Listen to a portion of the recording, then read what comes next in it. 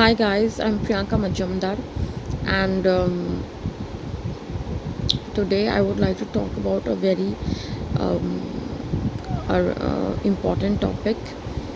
So I would like to tell to all the people of this world that please stop killing animals for food, leather, and other purposes, because it's a sin that you people are committing. And please stop killing animals. And I would like to say to all the people that imagine if you people were tied to a rope and you people were put into cages, and then you people were cut with a sharp knife, then how would you feel? Terrible, horrible, right? So please stop killing animals.